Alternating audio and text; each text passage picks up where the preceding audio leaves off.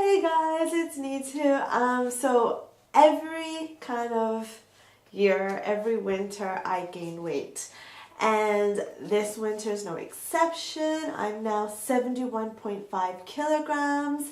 Actually, before living in Italy, I was about 58 to 60 kilograms.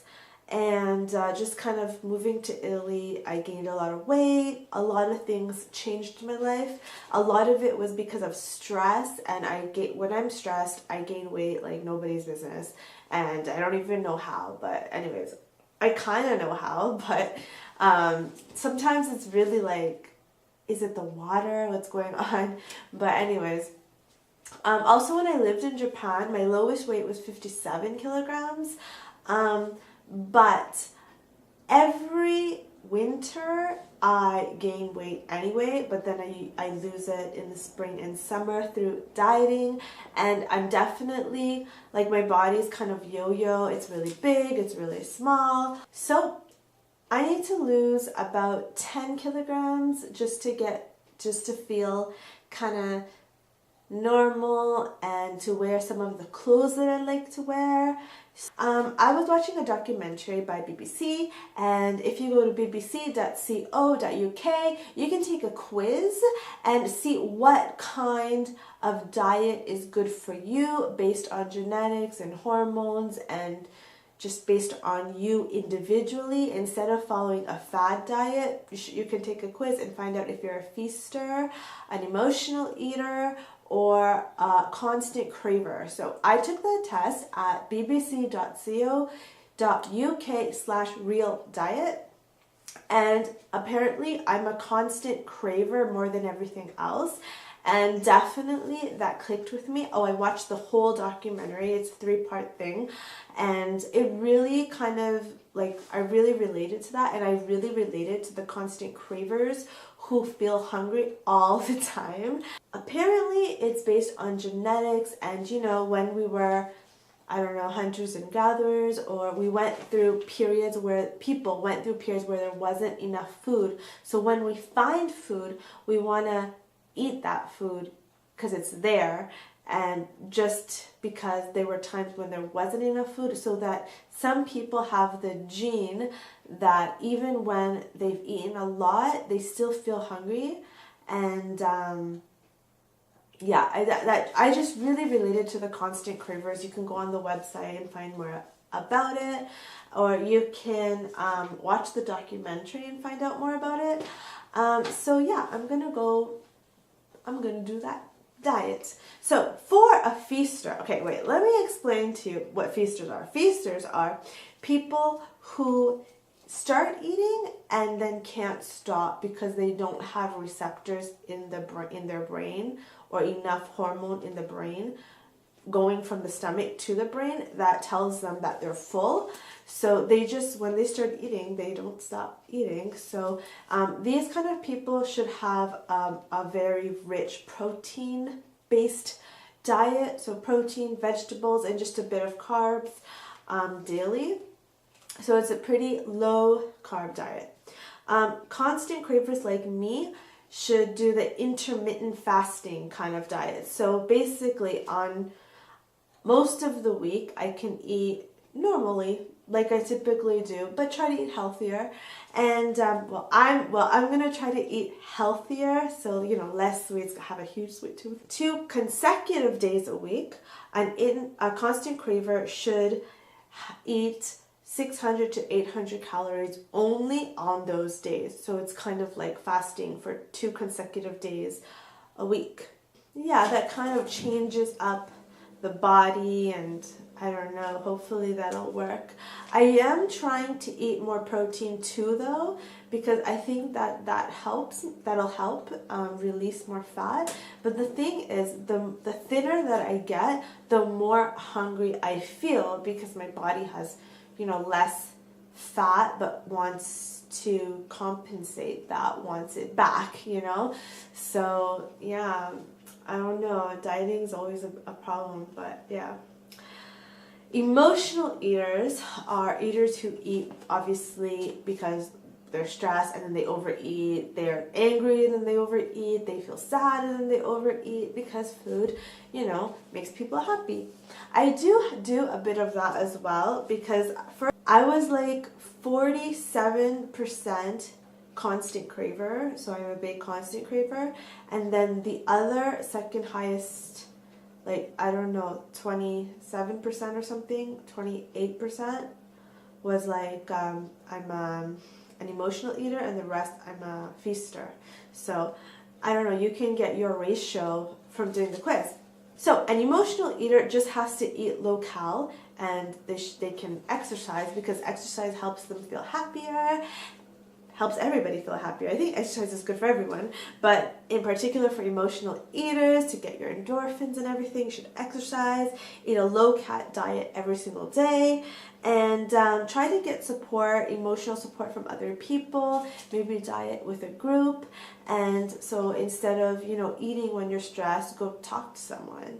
So yeah, because we gotta... There are some things that I feel are really kind of blocking me from reaching and staying at my desired weight. One is that I have insomnia, and I've had insomnia since I was a child, and it's just constant. I've been complaining and complaining about it for years. The last 5 years I've been living in Italy, I have a family doctor, and I've been complaining to him about it for 5 years, and you know, we've tried different things, and there's just nothing that has helped me at all. At all. Please don't comment about melatonin, or taking this or taking that, or trying to exercise and making yourself tired, or things like that. I've tried everything. It doesn't work. When you don't sleep, you feel hungrier during the day. I generally walk around feeling dizzy almost every day, especially if I have to get up before 1 p.m. What I found for me is that at night I just can't sleep. I'm really a night person. I have a lot of energy at night. I tend to sleep from, and it depends on the season, because there's a seasonal aspect as well. Recently, I'll sleep around 4 a.m. Recently, I'll fall asleep around 4 a.m., but sometimes 5 or 6 a.m. In the summer, it's worse, to the point where sometimes I sleep every other day and not every night. Yeah, it's bad. And so I'm really definitely dizzy a lot during the summer. I don't know why. This heat in the summer just makes it even harder for me to sleep. So if I go to sleep, let's say at 5 a.m., I'll wake up maybe an hour later and then sleep again, and then I'll wake up maybe 2 or 3 hours later and then fall asleep again. It takes time for me to fall asleep too. So I sleep intermittently from, let's say, 5 a.m. on average until I have to get up. If I have to get up at 10 a.m., that's a big problem for me, because I probably only slept 3 hours. If I have to, or if at all, because there are times when I don't sleep at all. And if I have to get up at 12, maybe I'll get 4 or 5 hours of sleep. But I really sleep better during the day than at night, because at night I'm wide awake and I have so much energy and I just do a lot of things at night. It's currently 11 p.m. and I'm wide awake, so I just film at night all the time, because it's like, I'm awake, I want to do stuff. So the other problem I have is I need to pee a lot, and I've done tests and I've gone to the hospital and, you know, done exams and things about it, but especially at night when my body is relaxed, I need to pee like every 10 minutes. Sometimes it's worse, sometimes it's not so bad. Can you imagine if I were pregnant, what would happen? But it's been like this since I was a kid. I need to pee all the time. What it is that I have a very sensitive bladder, and so even when there's just a little bit of pee in my bladder, I feel like I need to pee. So that's how I found this out, through some tests that I did at the hospital. So I just have a very sensitive bladder and feel the need to pee before other people normally feel like they need to pee. During the day, I just kind of ignore that feeling. But at night, when I'm trying to sleep, I can't ignore that feeling. But I need to pee every 10 minutes. How can I sleep? It's a struggle. So I'm okay with my body. I'm okay with having a bit of a belly even when I'm really thin. And I've kind of accepted myself the way I am, but I want to just be a little bit thinner. Okay, so I'm about 5'5" and 163 centimeters tall. I currently weigh 71.5 kilograms. But then I lost it again in the summer. So from spring to summer, I lost it again. At that time, I was really, really stressed. So that's a factor, and that's why I gained 20 in just a few months, like maybe 3 or 4 months. And that's quite easy for me. Not when I first moved to Japan, but when I had a very, very stressful time in my life in Japan, in about 6 months, I gained 30 kilograms, but then I lost it after that. I lost like 35 kilograms after that in about 6 months. And so I can yo-yo really like by large amounts without even trying. I didn't think that I was eating a lot. Really, I just was eating, I think, the same amount as, a lot of it is what I was eating, not how much I was eating, but I don't know. I just gain weight really, really easily. I have calculated my basal metabolism numerous times with a dietitian, with nutritionalists, and on my own, because I have like a scale that also tells you that information as well. So my metabolism has always been around 1,300 to 1,400 calories, kcalories at rest. So that's my basal metabolism. And so that's like Enrico's mom. Like, it's quite lower than average, and I think there are reasons for that, but that's what it is, right? So it's not too bad, I don't think. Well, the average person has a 2,000 calorie basal metabolism, I hear, but I don't know. I have 1,300 around. So for me, a diet was always 1,000 calorie diet, and that's what, when I went to dietitians, that's what they always gave me because my metabolism's lower. They're like, okay, we'll try the 1,000 calorie diet. And I can do that, and I do exercise, but I still don't get the right results that I want by when I follow the dietitians here. Okay, so I'm gonna do the intermittent diet. And so 2 days of 600 calories consecutively, up to 800 calories a day in a week. And on the other days of the week, I'm gonna do 1,200 calories, which to me is the normal amount that I eat actually a day. Honestly, and I still, yeah, so anyways. And I do exercise. I don't drive a car. I do not own a car. There isn't a subway where I live, in the town that I live in. There aren't enough buses. So I ride my bicycle to work, and I ride about 4 days a week, let's say 30 to 1 hour a day. I have an elliptical trainer. I haven't been using it recently, but I used it today. So I'm gonna do that at least once a week. So I have once a week of my elliptical trainer plus 4 days a week that I ride my bicycle because I have to, because I go to work that way. So, and if I don't ride my bicycle but I get a ride, then I'll use the elliptical trainer. And I generally use my elliptical trainer for about 40 or 50 minutes each time, and I burn about 500 calories doing that. I'm not going to the sauna. That's what I used to do to lose weight too. I used to exercise and then relax in the sauna, and it was like heavenly. Here, there isn't a gym that has a swimming pool and a sauna together, and I really love swimming, but so here, and it's so expensive here. I'm gonna count my calories. The app that I'm using to count my calories is My Diet Diary, and it's an app that you can download. I have Android, and so I've been using that to just keep track of what I'm eating and how many calories I'm eating. The thing is though that breakfast is really hard for me, and breakfast is so important because that helps you to eat less fatty and sugary foods during the rest of the day. So I actually wrote down just 3 things that I'm going to try to do so that I can eat better throughout the rest of the day, and you know, just to add into my daily life, just things to remind myself. I'm just going to put that on my cupboard. But eat slowly, because I find that when I eat slowly, I taste the food more and I feel satisfied after.